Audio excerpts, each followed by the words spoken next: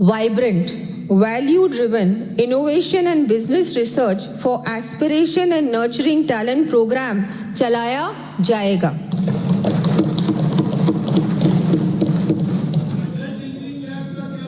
बालिकाओं में आत्मरक्षा एवं स्वाभिमान की भावना जागृत करने की दृष्टि से 300 से अधिक महाविद्यालयों में स्थापित रानी लक्ष्मीबाई केंद्रों में लगभग 15,000 छात्राओं को प्रशिक्षण दिया गया है। आगामी वर्ष 150 अतिरिक्त महाविद्यालयों में इन केंद्रों की स्थापना कर लगभग 50,000 छात्राओं को प्रशिक्षण दिया जाएगा।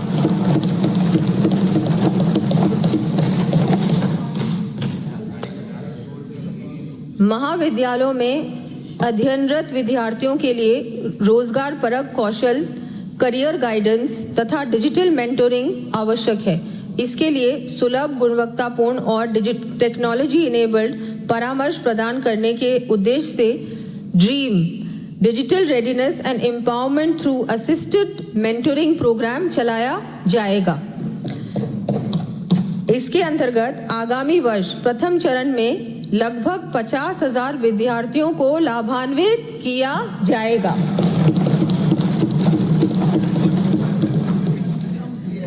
नशा मुक्त राजस्थान की संकल्पना को साकार करने के लिए अंतर विभागीय समन्वित कार्यक्रम Raj Savera state wide anti drugs vigilance enforcement rehabilitation and awareness चलाया जाएगा। इसके अंतर्गत साइकोट्रोपिक ड्रग्स के केमिस्ट के स्तर पर विक्रय की सतत मॉनिटरिंग के लिए ऑनलाइन पोर्टल विकसित किया जाएगा। जिला चिकित्सालयों में नशा मुक्त वार्ड स्थापित किए जाएंगे। 300 से अधिक महाविद्यालयों में चल रहे नशा मुक्ति केंद्रों की सफलता को देखते हुए आगामी वर्ष विश्वविद्यालयों एवं चयनित महाविद्यालयों में भी इन केंद्रों का संचालन किया जाना प्रस्तावित है।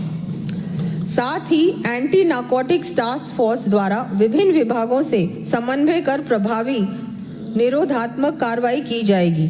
इसके लिए मुखबिर तंत्र भी सुदृढ़ किया जाएगा।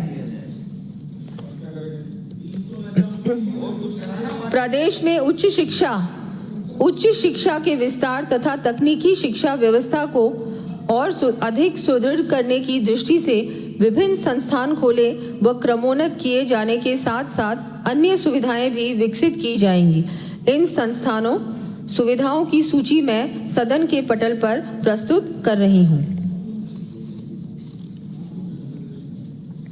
प्रदेश में स्किलिंग इकोसिस्टम को मजबूत बनाने, गुणवत्तापूर्ण प्रशिक्षण देने तथा युवाओं के कौशल विकास के साथ ही उन्हें एम्प्लॉयबल बनाए जाने के उद्देश्य से राज्य में पहली बार outcome based skill impact bond लाया जाएगा। इसके तहत प्लेसमेंट आधारित मापदंड पूरे होने पर भुगतान किया जाएगा।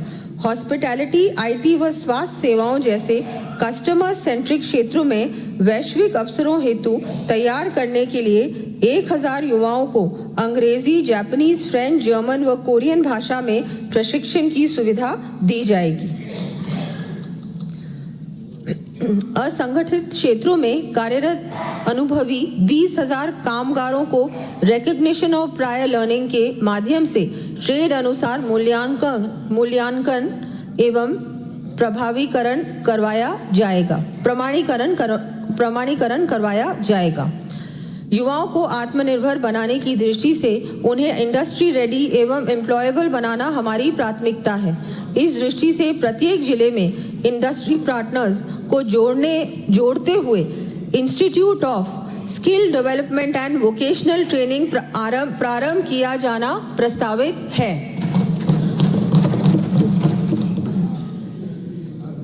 आज प्रदेश में आई स्टार्ट कार्यक्रम के तहत 7,500 रजिस्टर्ड स्टार्टअप्स का एक समृद्ध स्टार्टअप इकोसिस्टम तैयार हो गया है।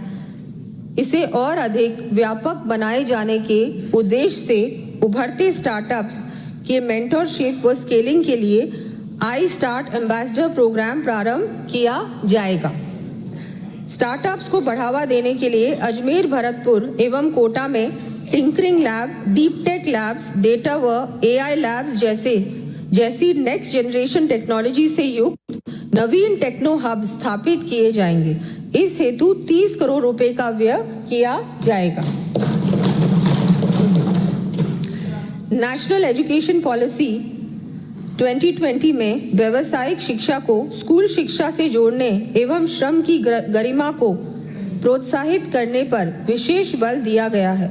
इसी दिशा में शिक्षा को एम्प्लॉयमेंट ओरिएंटेड बनाए जाने के उद्देश्य से पूर्व में संचालित 4019 विद्यालयों के अतिरिक्त अब आगामी सत्र 2026-27 में 500 और विद्यालयों में व्यावसायिक शिक्षा शुरू की जाएगी। इस पर 51 करोड़ 10 लाख रुपए का व्यय होगा। स्कूल टू वर्क व्यावसायिक शिक्षा कार्यक्रम की शुरुआत कर प्रत्येक जिले में एक विद्यालय को उन्नत व्यावसायिक उच्च माध्यमिक विद्यालय में क्रमोन्नत किया जाना प्रस्तावित है। प्रदेश के विद्यार्थियों को समयबद्ध रूप से पूर्ण पारदर्शिता के साथ टैबलेट, लैपटॉप, साइकिल व यूनिफॉर्म जैसी सुविधाओं का लाभ मिल सके, इसके लिए डीबीटी ई वाउचर की सुविधा दिए जाने की मैं घोषणा करती हूं। इस कड़ी में कक्षा 8वीं, 10वीं एवं 12वीं में अध्ययन करने वाले चयनित मेधावी विद्यार्थियों को स्वयं के स्तर पर टैबलेट, लैपटॉप क्रय किए जाने के लिए ई वाउचर के माध्यम से 20,000 रुपए तक की सहायता उपलब्ध करवाई जाएगी।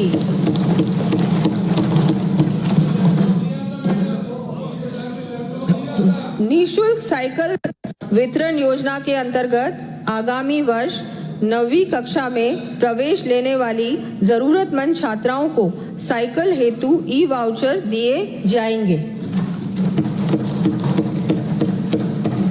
कक्षा 1 से 8 के 40 लाख से अधिक जरूरतमंद विद्यार्थियों को निःशुल्क यूनिफॉर्म उपलब्ध कराने के लिए डीबीटी की जाएगी। इस हेतु लगभग 250 करोड़ रुपए का व्यय किया जाएगा। राजकीय विद्यालयों में अध्ययनरत छात्रों एवं आंगनबाड़ी केंद्रों में पंजीकृत 3 से 6 वर्ष आयु वर्ग के बच्चों को पारदर्शिता और सुगमता से उनकी पात्रता अनुसार समस्त लाभ मिल सके, इसके लिए फेशियल रिकग्निशन सिस्टम, बायोमेट्रिक आधारित छात्रों बच्चों की उपस्थिति पंजीकरण की व्यवस्था की जाएगी। बालिकाओं को विद्यालय में स्वास्थ्य व हाइजीन संबंधी सुविधाएं भी पूर्ण रूप से उपलब्ध हो सके, इसके लिए प्रदेश के टॉयलेट सुविधा से वंचित रहे समस्त विद्यालयों में टॉयलेट्स बनाए जाने प्रस्तावित हैं।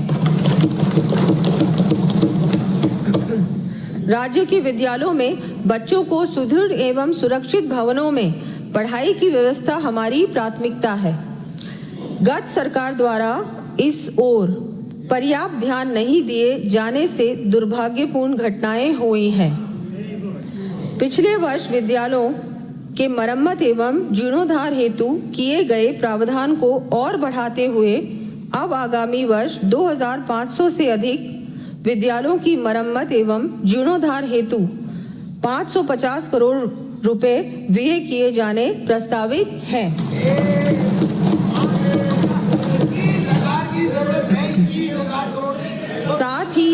साथ ही 300 भवन।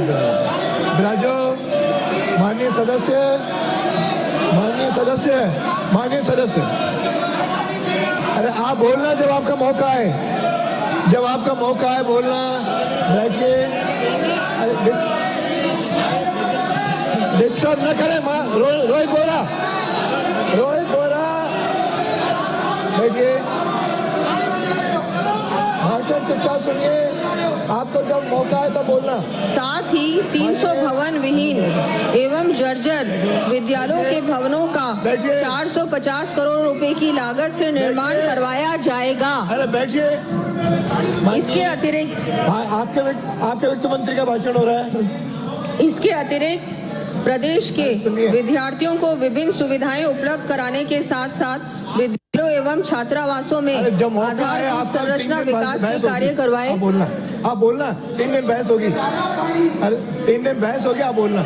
ये 4 दिन क्या करेंगे आप अरे आपको बोलने की है। उपलब्ध बोलो। कराने के साथ साथ माननीय सदस्य, विद्यालयों एवं अरे माननीय सदस्य बोलिए। विद्यालयों एवं छात्रावासों में आधारभूत संरचना विकास के कार्य करवाए जाएंगे। इनका विवरण मैं सदन के पटल पर प्रस्तुत कर रही हूँ।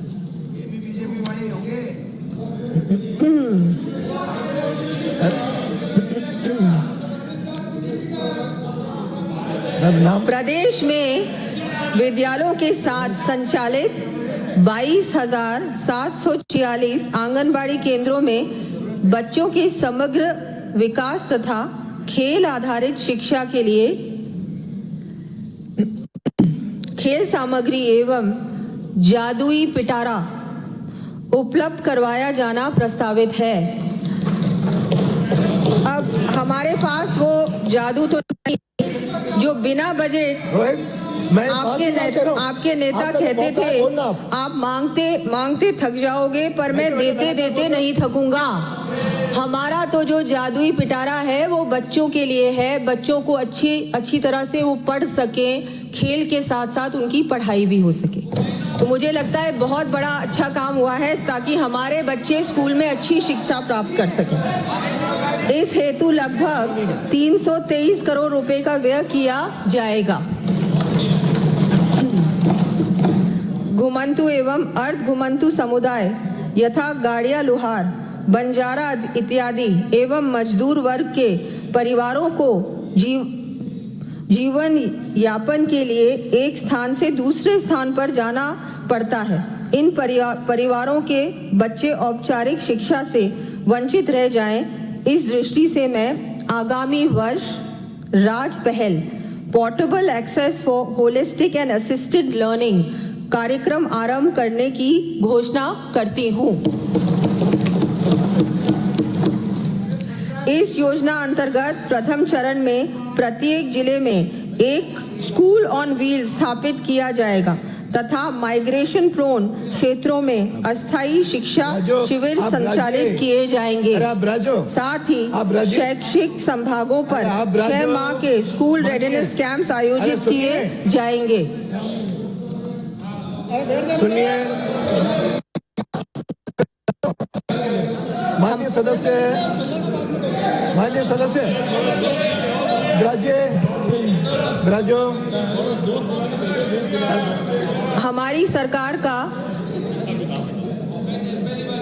ध्येय केवल सेवाओं का एक्सेस देना ही नहीं है, बल्कि इससे आगे बढ़कर आउटकम फोकस गवर्नेंस है। इस कड़ी में प्रदेश में कक्षा 6 से 8वीं तक के विद्यार्थियों के भाषा एवं गणित में लर्निंग गैप्स को पूरा करने, स्मार्ट लर्निंग इकोसिस्टम को बढ़ावा देने तथा व्यक्तिगत सहायता उपलब्ध कराने के उद्देश्य से प्रदेश के 1000 विद्यालयों में AI आधारित पर्सनलाइज्ड लर्निंग लैब्स की स्थापना की जाएगी। राजस्थान संस्कृत अकेडमी को संस्कृत शिक्षा विभाग के अधीन लाया जाएगा तथा अकेडमी के अधीन संचालित वेद विद्यालयों में ज्योतिष आदि से संबंधित विषयों की शिक्षा भी प्रदान की जाएगी। इन विद्यालयों के संचालन को और प्रभावी बनाने के लिए आवश्यक सहायता दी जाएगी तथा इनमें स्नातक शिक्षा शास्त्री पाठ्यक्रम प्रारंभ करने के लिए आवश्यक कदम उठाए जाएंगे। संस्कृत शिक्षा में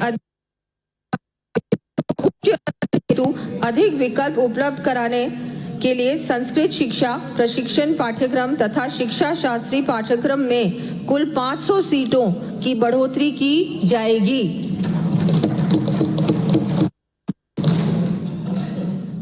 विद्यार्थियों एवं आमजन की stem science technology engineering and mathematics विषयों में रुचि बढ़ाने तथा अपने देश की अंतरिक्ष उपलब्धियों से परिचय कराने के लिए जोधपुर स्थित state remote sensing application centre में स्पेस गैलरी का निर्माण करवाया जाएगा। साथ साथ ही साइंस पार्क जयपुर में स्पेस गैलरी एवं चिल्ड्रन गैलरी का निर्माण किया जाएगा।